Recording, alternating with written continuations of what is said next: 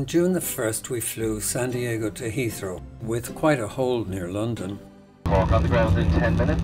But finally arrived in Cork on June 2nd. We immediately assumed the party mode, visiting our favourite hangouts.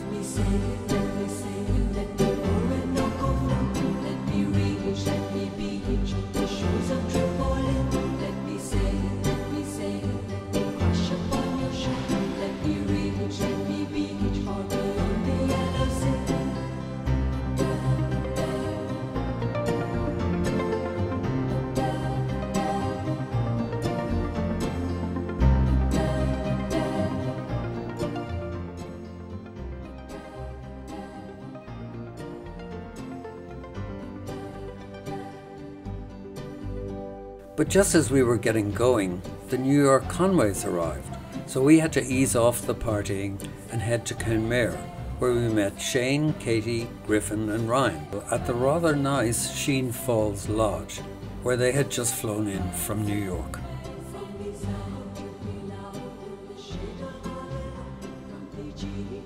Of course, we and the boys continued our food research in earnest.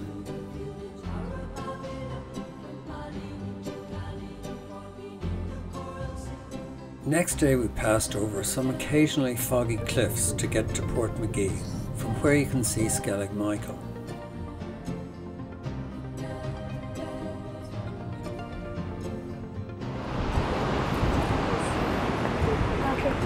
I found this one before I showed you, and now I found this one. Oh yeah. Okay.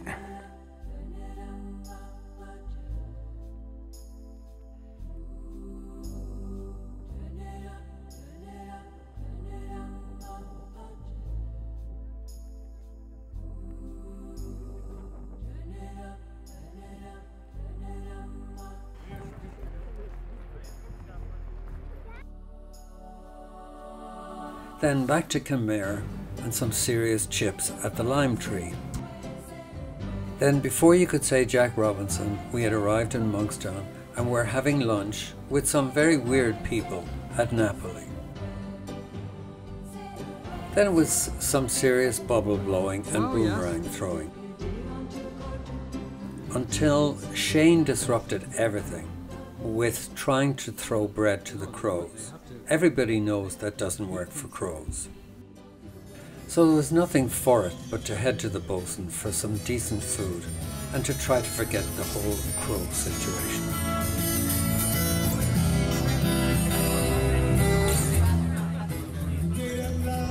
These are a few of my favorite things.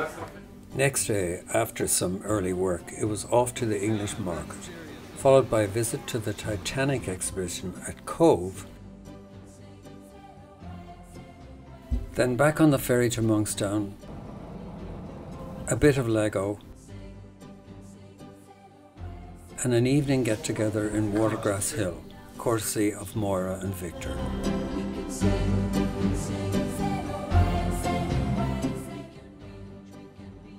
The following day it was the ferry again to Bramley Lodge, where the boys made acquaintance with their selection of animals. Then the wild animal farm at Fota.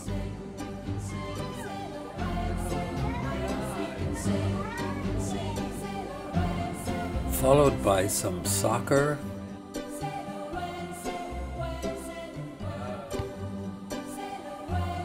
some swings. Wow, look at this, guys. Look at your mom.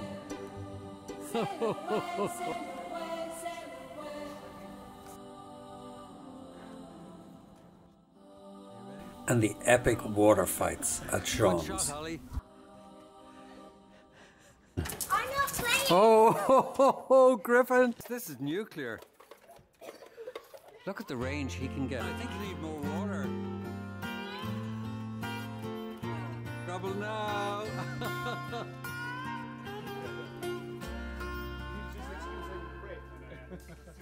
It's late at night and we're all alone. Just the music on the radio.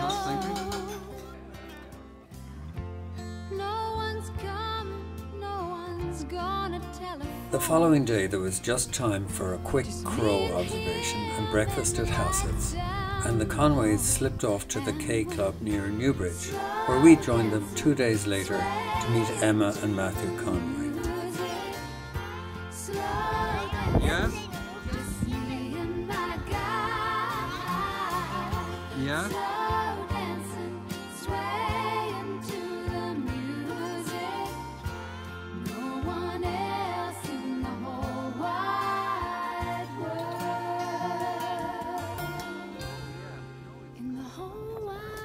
That evening, the grandparents were babysitters at the golf club.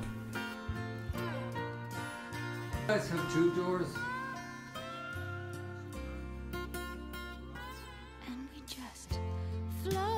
And had some fun doing stuff before settling for the night.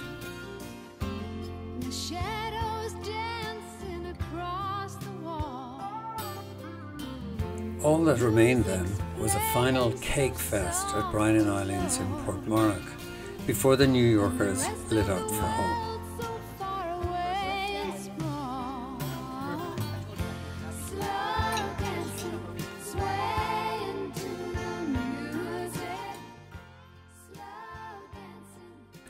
Of course, with the Conways gone, it was possible for us to resume partying. On the way back to Cork, we called to a favourite, Kilkenny, and for the first time toured the famous Butler Castle.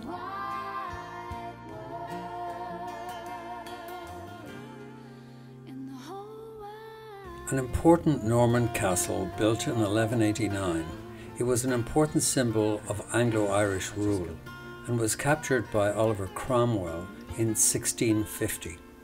It was finally transferred to the people of Kilkenny in 1965 for £50.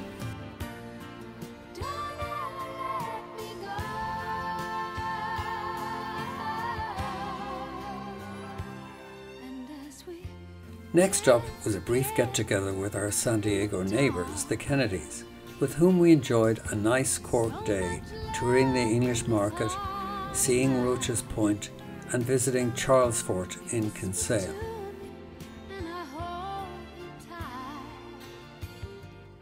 And wrapping it all up with a pint in the Bullman pub and a meal in Man Friday. So we spent a little bit more Cork time, then embarked on the first of our 2 Atlantic Way quests for this trip.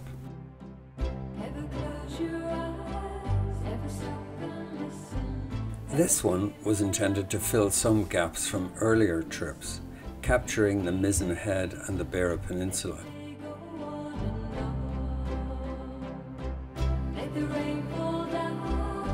While also using the opportunity to visit some of Margaret's relatives in pursuit of old memorabilia. The first night we overnighted in Skibbereen at an old favourite, the West Cork Hotel, and discovered the Church Restaurant, an epic eating experience for those who expect to eat in Skibbereen anytime soon. Before leaving Skibbereen, we spent some time in the Heritage Centre, which has a very complete treatment of the famine, which impacted this particular area very badly. Then we headed to Baltimore via Loch Eyne, a well-studied seawater lake that has an unusual ecosystem that supports an extraordinary breadth of animals and plants. Then we hit the sailing centre of Baltimore, and Niall wandered up to the Baltimore Beacon at the entrance to the harbour.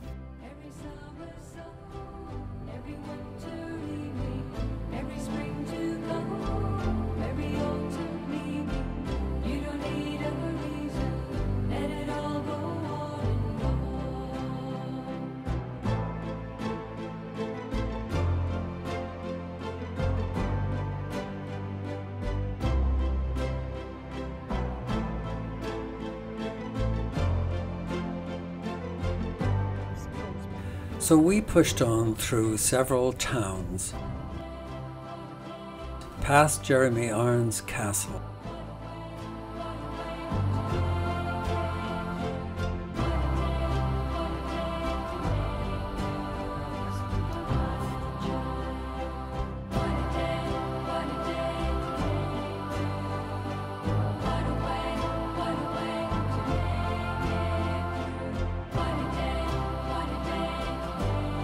finally reached our main objective, the Mizzen Head.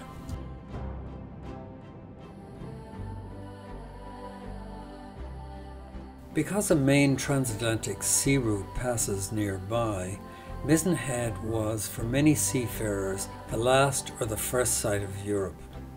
It also played a significant role in Marconi's early efforts at transatlantic radio communication.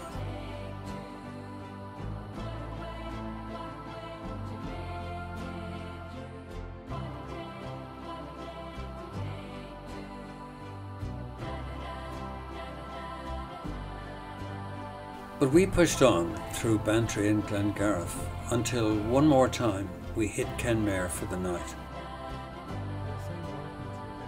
This time we overnighted at the Hawthorne B&B, which just happened to be 40 yards from Florrie Batt's bar, where we taught Florrie to make sidecars.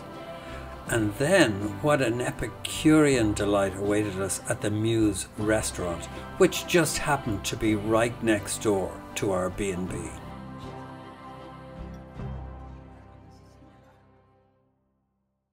Then we headed out along the north side of the Beara Peninsula, flanked by Kenmare Bay, and passing a varied collection of everything from manicured gardens and shaped hedges to almost dirt roads.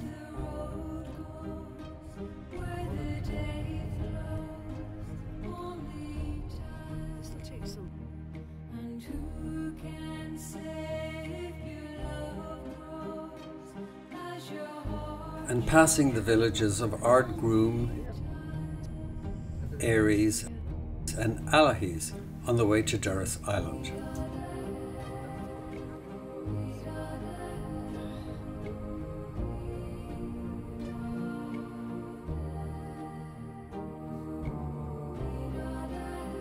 Well, we did find Dursey Island, but at least we can claim to have survived the roads and made it. So we dallied at Dursey long enough to befriend the local peacock and examine the local gardens. Then we headed to Castletownbere for lunch and then back to Cork, pausing at Bale-na-Blá to see the site where Michael Collins was ambushed during the Irish Civil War.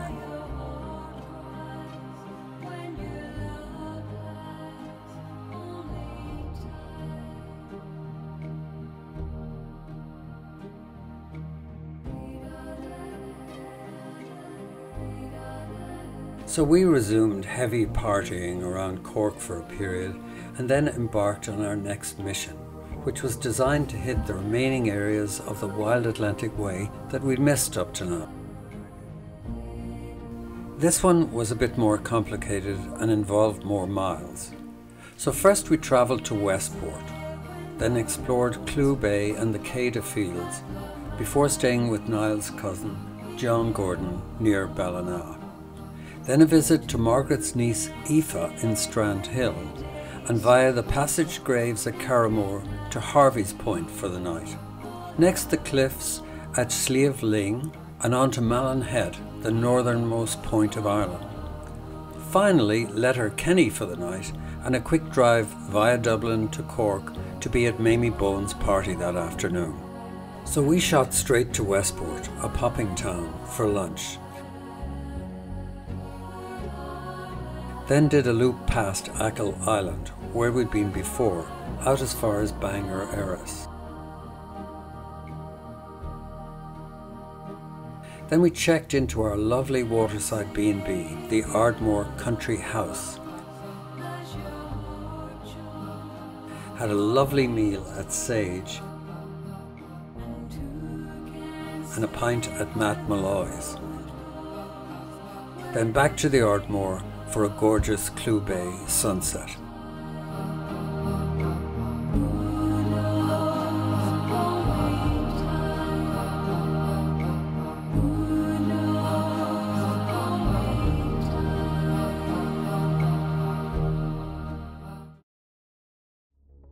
Early the next day we were on a boat cruise of Clew Bay, an extraordinary bay dominated by Croagh Patrick, Ireland's holy mountain, and with over 200 islands.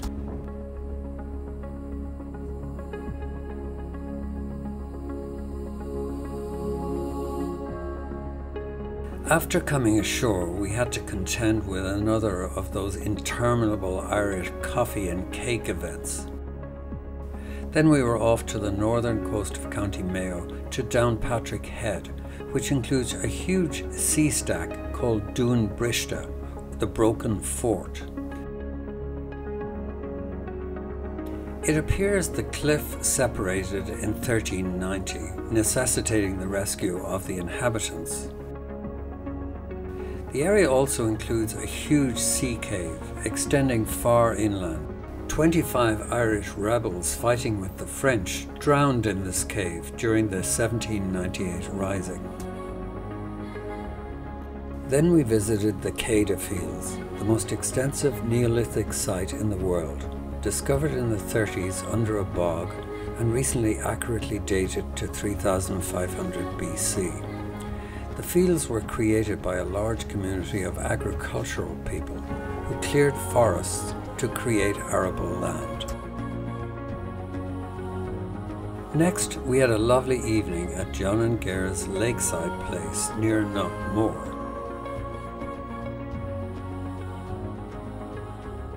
The following day, we actually succeeded in finding Aoife, Margaret's niece's place at Strand Hill, just under Queen Maeve's burial ground.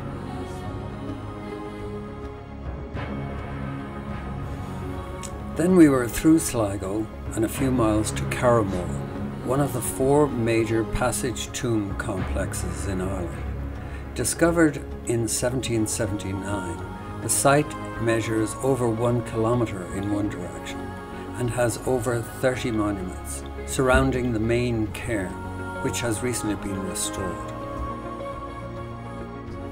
While still the subject of academic debate, one Swedish study dates the oldest monument, number 3, to 5400 BC, though there is agreement that the site dates at least to the 4th millennium BC. The sites contained various tributes, including cremated remains, antlers, unopened mussels and oysters, quartz, and small amounts of Neolithic pottery.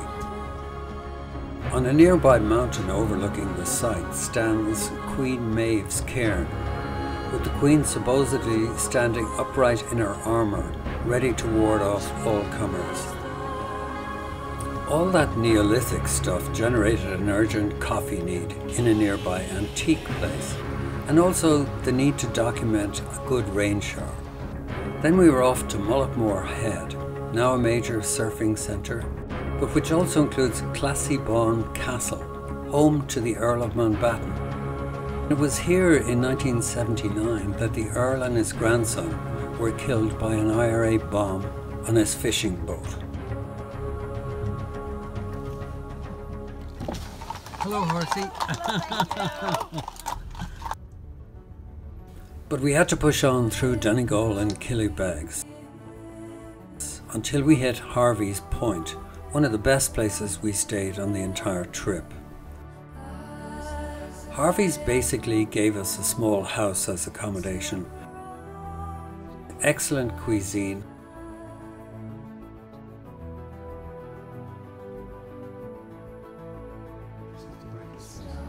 and possibly the best breakfast we had in Ireland.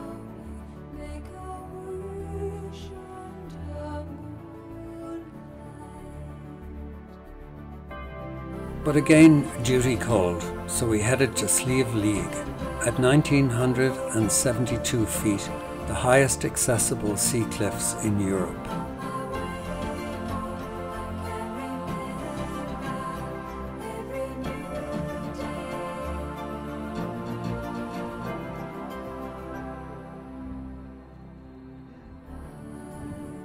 The road to the mountain was quite treacherous, but we were fearless. Then, as the weather deteriorated, we headed cross-country, with the occasional sheep stop, to the ultimate target, Malin Head.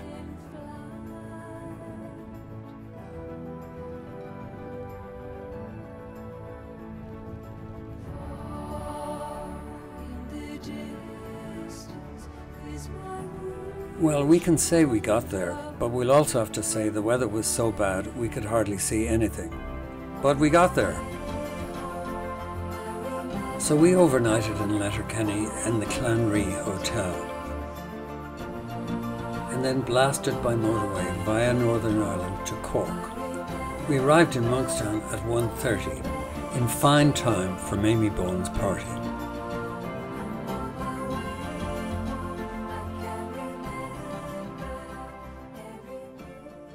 Now we entered the wind-down phase.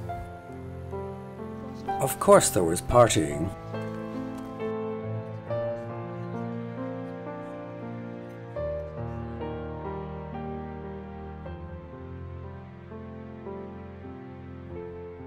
About a week before we were due to leave, we did a quick skirmish to the Wicklow Mountains. We were aiming for two quick things. First, my cousin Anita's farewell party to her house in Killiney. Second, overnighting at my friend Alan Brennan's place in Enniskerry, where we planned on inspecting his garden and that of nearby Powerscourt House. Alan's garden was quite nice, but Powerscourt's, which has been judged by National Geographic as the third best garden in the world, was even better.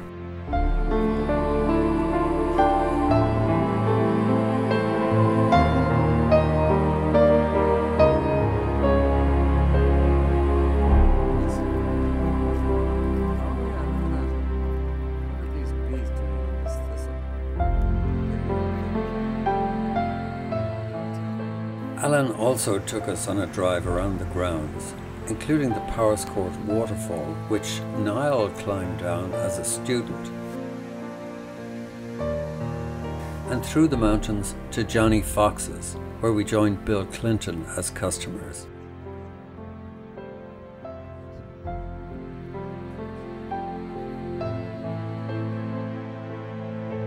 But now it was time to pack up the house and get rid of the wasps and enjoy the new fireplace.